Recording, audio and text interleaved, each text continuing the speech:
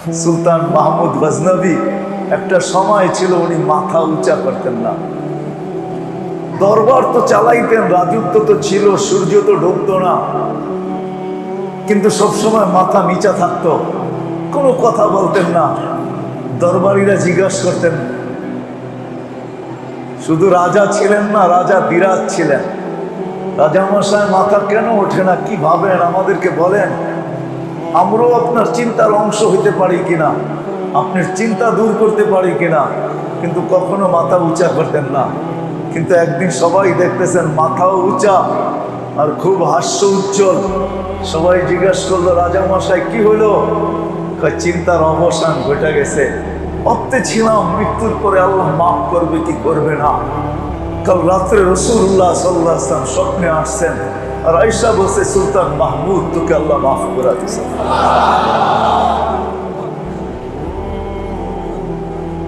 সুলতান মাহমুদ তোকে মাফ করে দিয়েছেন আল্লাহ। কিতাব উঠান দেখেন, 36 বছর না 46 বছর পরে যখন সুলতান মাহমুদের কবর খোলা হয়, তো মনে হইতেছিল যে এই মাত্র কেউ ওনাকে কবরে শোয়া গেছে, যেমনটা তেমন রাখা ছিল। আর আমার বিশ্বাস এখনো রাখা আছে, এখনো খুদলে সুলতান মাহমুদকে ওরকমই পাবে, না কাপড়ে দাগ না শরীরে দাগ। যেমন আমর ইবনে জাম্মু রাদিয়াল্লাহু তাআলা আনহু উহুদের ডলে 36 বছর পরে যখন ওনার কবর খুলে যায়, তো দুনিয়া দেখছেন, পুরা মদিনা দেখছেন যে রক্তগুলো এখনো তাজা টপটপায়া পড়তেছে। 36 বছর পার হয়ে গেছে। রাজাও যদি নিজেকে গোসামাইজা মানুষ বানায়, তো ওমর ইবনে আব্দুল আজিজ রহমতুল্লাহ আলাইহিকে যখন কবরে দেওয়া হয়, তো উপর থেকে চিঠি নাইমা আইসা সবাইকে টাক লাগায় দিয়েছেন। লেখা ছিল, বারাআতুম মিনার রহমান লিওমর ইবনে আব্দুল আজিজ মিনান নিরান। ওমর ইবনে আব্দুল আজিজের সমস্ত চিন্তার অবসান ঘটায় দেওয়া হয়েছে। আমরা ওমর ইবনে আব্দুল আজিজকে জাহান্নাম থেকে মুক্তি দিয়া দিচ্ছি। রাজাও যদি নিজেকে গোসামাইজা বানায়, একজন নারীও যদি নিজেকে গোসামাইজা বানায়, এক যুবকও যদি বানায়, এরকম কাহিনী হাজারো দেওয়া যাবে যদি দুনিয়া মাইনা নেয়। আর দুনিয়া যদি বলে কাহিনী তো কাহিনী, এটা আমরা নিব তো নিব কেন? না না, আল্লাহর ইঙ্গিত আছে, আল্লাহর ইঙ্গিত আছে যে না, আমরা মাঝে মাঝে নিদর্শন দেখাই। কেন দেখাই এটাও বইটা দিছেন, যেন উলুল আলবাবরা, জ্ঞানীরা এটা নিয়ে ভাবে, চিন্তা করে। এই জন্য আল্লাহওয়ালারা নিজেদেরকে গৈসা মাইজেই আল্লাহওয়ালা বানান। একটা দিন আসে দুনিয়া এদের দিকে আকর্ষিত হয়, তারপরেই কবি লেখে আর সত্য হয়, আউলিয়া ने लात मारी दौलते दुनिया पे जब आ परी पे रूपे उनकी पूरी दुनिया सबके सब। দুনিয়ার থেকে যখন মুখ ফিরায় নেয়, তো দুনিয়া পিছে পিছে পিছে পিছে পিছে পিছে ঘুরতে থাকে। দুনিয়া এদের পিছনে দৌড়াইতে থাকে, লালায়িত হয়ে দৌড়াইতে থাকে। শুধু আর শুধু না, নিজেকে গোসা মাজার পরেই আল্লাহওয়ালারা গোসা মাইজেই নিজেকে আল্লাহওয়ালা বানান। আর আল্লাহওয়ালা প্রত্যেক ব্যক্তি হইতে পারে, এটার জন্য বেশি কিছু লাগে না। যদি না হইতে পারতো, তাহলে ওই সত্য কাহিনী যেটা ইমাম গাজালি রহমতুল্লাহ আলাইহি নিজে দেখছেন আর নিজে ওইখানে লেখছেন, যে বৃদ্ধ থাপ্পড় দিতে, বৃদ্ধকে গালে থাপ্পড় দিতে দেরি যুবক, যুবক মরতে দেরি হয় নাই। সবাই জিজ্ঞাসা করছে, বৃদ্ধ এটা ঘটলো কি? এ দিল তোমার গালে থাপ্পড়, গেল মারা, এটার কারণটা কি? প্রেমের খেলা এমনই হয়। এখানে প্রেমের খেলা ঘটে গেছে। ওর প্রেমিকার গায়ে আমার পায়ের কাদা লাগছে, ও সইতে পারে না যৌবনী শক্তি দিয়া বৃদ্ধ গালে।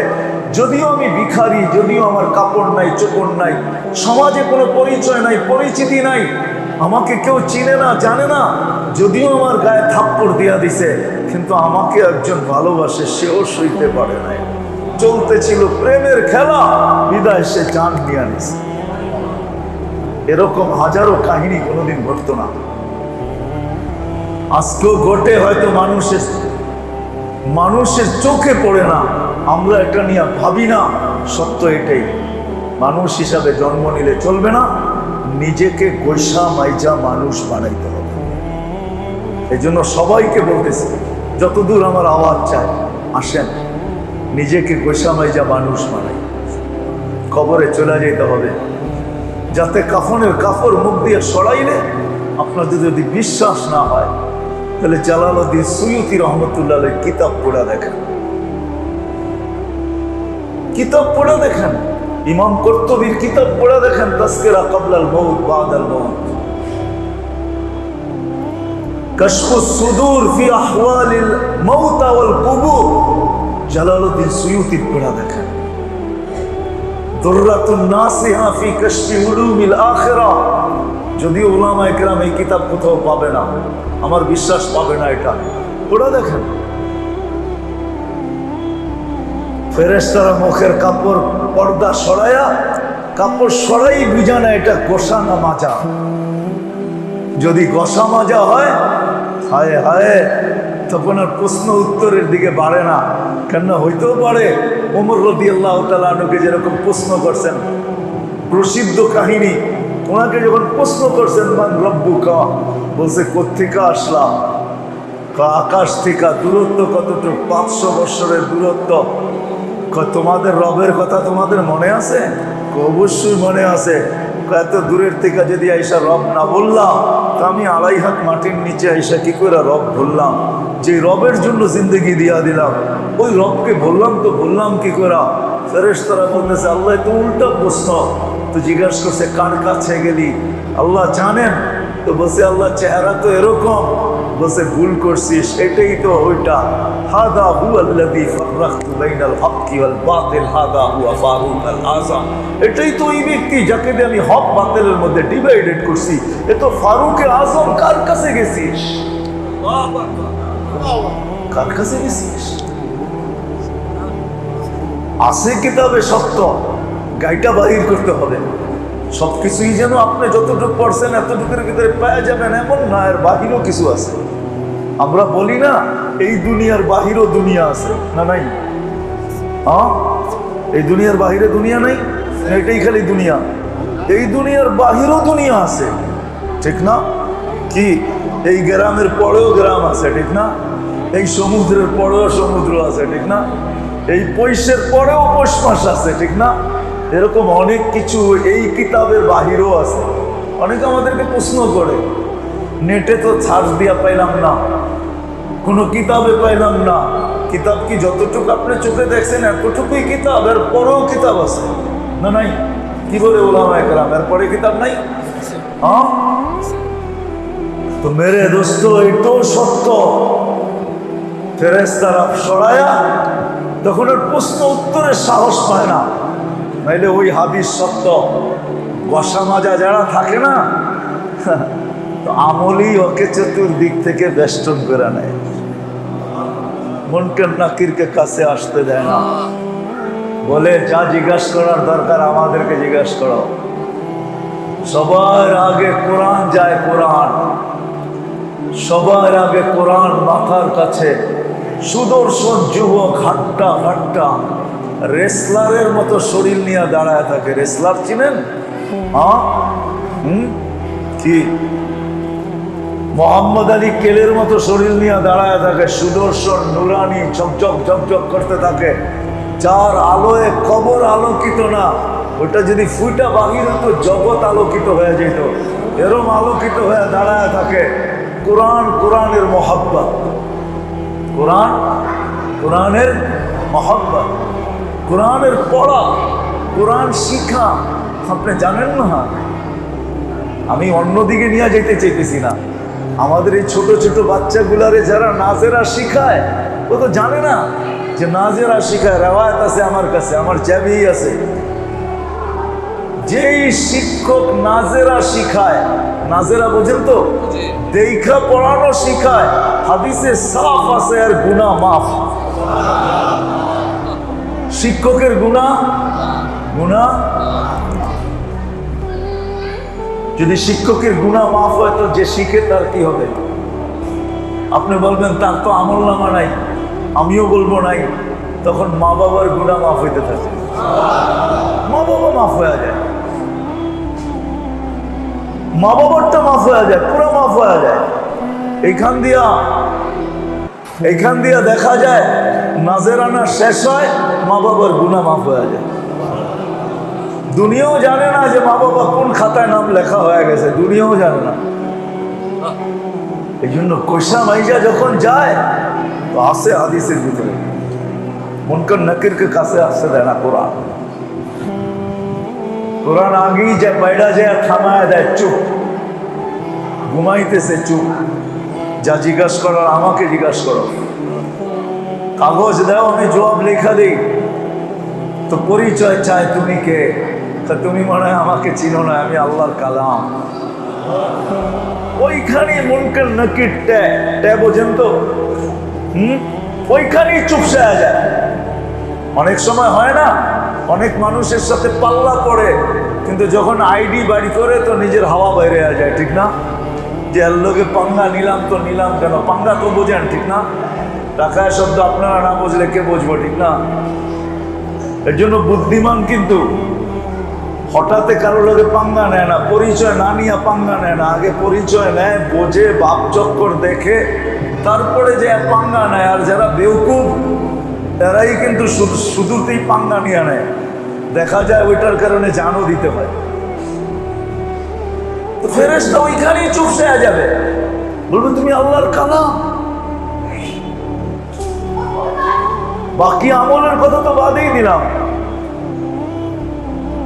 সবার শেষে কেউ যদি পায়রা না ওঠে তো সর্বশেষ আখলাক আসে, আখলাক, সবর আসে, আখলাক আসে। আয়েশা মুনকার নাকিরের সাথে লড়ে আর বলে, চলো এখান থেকে, ঘুমের থেকে উঠাবে না, বরং তোমাকে যা বলার এটা বলে চলে যাও। তোমাকে সর্বশেষ বলার হুকুম আছে, নাম কানাউমাতিল আরুস, আর কানে কানে বলে যাও, নতুন দুলার মতো ঘুমাও, সকালে তোমাকে উঠাইতে আসবে, কিয়ামতের দিন সকালে উঠাইতে আসবে। আল্লাহ রসুল আসছেন আমাদেরকে কইসা মাইজা মানুষের মতো মানুষ বানায়, যেন আমার দ্বারা মানুষ উপকৃত হয়, অপকার না হয়, ওরকম মানুষ। এই জন্যই তো এক হাদিসে বলছে, মানুষকে মান সালিমাল মুসলিমুন, যেই মানুষের হাত থেকে মানুষ তো মানুষ, একটা পিপিলিকা পর্যন্ত নিরাপদ। কি বিশ্বাস হয় না আপনার? নাইলে মানুষের জন্য পিপিলিকা দোয়া করবে কেন? হুজুরদেরকে জিজ্ঞাসা করেন, এখানে অনেক হুজুর আছে, জিজ্ঞাসা করেন, গর্তের পিপিলিকা মানুষের জন্য দোয়া করে, সমুদ্রের মাছ দোয়া করে। আপনারা কি ফাজাইল পড়েন না, শোনেন নাই কোনোদিন? হ্যাঁ, মানুষের জন্য গর্তের পিপিলিকা দোয়া করে, লায়াস্তাগফির, শুধু দোয়া না, ইস্তিগফার করে, বলে আল্লাহ শাস্তি দিলে আমাদেরকে দাও, এই মানুষটাকে দিও। ফেরেশতা বলে, আল্লাহ শাস্তি দিলে আমাকে দেন, এই মানুষটাকে দিয়েন না। আল্লাহ বলে, তোমরা যখন ইস্তেগফার করো তো আমি মাপের চাদর না পড়ায় তো যাই কই, তো আল্লাহর ইস্তেগফার মানে মাগফিরাতের চাদর আল্লাহ তাকে পড়ায় দেয়। দেখেন না, কিছু অফিসে আছে সবসময় গলায় আইডি ঝুলায় রাখতে হয়, আছে না নাই? কোথাও ক্লিপ দিয়া রাখে, কোথাও আবার ঝুলায় রাখে, ঠিক না? কেন রাখে? আল্লাহ এরকম মাগফিরাতের চাদর আমাদেরকে পড়ায়া দেয়, যদিও আমরা চোখে দেখি না, কিন্তু সৃষ্টি দেখে, যেদিক দিয়ে হাঁটে তো সৃষ্টি বলে যায় দেখো, যায়। আমরাও যেরকম মাঝে মাঝে বলি না, যায় দেখো, সৃষ্টিও বলে যায় দেখো। ওই যে দেখো মাগফিরাতের আইডি ঝুলানো আছে, আইডি লাগানো আছে, আল্লাহ মাফ করে দিছে, যায় বিদায় তুমি গৌরব করতে পারো আরেক রাস্তার উপরে, তোমার উপর দিয়া যায়। আল্লাহ রসুল আসছেন এই জন্যই, এটা রবিউল আউয়ালের মাস, আল্লাহ রসুল এই জন্যই পা রাখছেন, তবে এই জন্যই আবির্ভাব করছে, এই জন্যই আদর্শ নিয়ে আসছেন। এগুলো আদর্শ না, গসা মাজার জিনিস, গসা মাজা, গসছে মারছে। সন্তানকে এরকম ঘষছে মারছে, এরকম মাজাই মারছে, এরকম ঘষার ঘষছে আল্লাহ রসুলের আদর্শ দিয়া। এখন সন্তান জান দিতে চায়, বাপকে 1 মিনিটের জন্য চোখের অন্তরাল করতে চায় না। আর ঘষে নাই মাঝে নাই তো বাপকে নিজে তো আছে ওসির ভিতরে, বাপকে ফুসলায়া ফাসলায়া না জানায়া চুপে বৃদ্ধাশ্রমের নাম লেখায়া এসা 1 মুহূর্তে ধোকা দিয়া বৃদ্ধাশ্রমের গেটে ঢুকায়া দিয়া নিজে গাড়ি স্টার্ট দিয়া ভাইগা চলে আসছে। সত্য না? না সত্য না? সত্যই। কেননা সন্তান নিজেকে ঘষে নেয় মাঝে নেয়, বাপ নিজেকে ঘষে নেয় মাঝে নেয়, স্বামী নিজেকে ঘষে নেয় মাঝে নেয়, স্ত্রী নিজেকে ঘষে নেয় মাঝে নেয়। নাইলে আল্লাহর রসুল বলছে পূজার বিষয় কিন্তু লাউ আমারতু আহাদান আইয়াসজুদা লিআহাদিন লা আমারতুন নিসা আইয়াসজুদনা লিআজওয়াজিহিন্না। আল্লাহ ব্যতীত যদি কারো পায়ে সেজদার অনুমতি হতো তাহলে আমি মহিলাদেরকে বলতাম সে যেন স্বামীর পায়ে ডেইলি সেজদা করে। স্বামীর স্থানটা কোথায়? আরেক হাদিস, আইয়ুমা ইমরাতিন মাতাত যাওজা মাতাত আনহা আইয়ুমা ইমরাতিন মাতাত ওয়া যাওজুহা আনহা রাদিন দাখালাল জান্নাহ। কোন মহিলা যদি ঈমান নিয়ে মারা গেল, গুনাহ যতই থাকুক না কেন, স্বামী যদি ঈমানদার হয় আর হাত উঠায় যদি এতটুক বলে মালিক আমি রাজি, তুমি নারাজ হও না, তো আল্লাহ বলে আমি আর নারাজ হইতে পারি না। সবকিছু জানা সত্য তারাক্তু ইলমি, আমি আমার জানা বাদ দিয়া দেই, বান্দার হাত গ্রহণ করি আর জান্নাত দিয়া দিই। হাদিসের শব্দ আইয়ুমা ইমরাতিন মাতাত ওয়া যাওজুহা আনহা রাদিন দাখালাল জান্নাহ। আল্লাহ রাসূল বলেছেন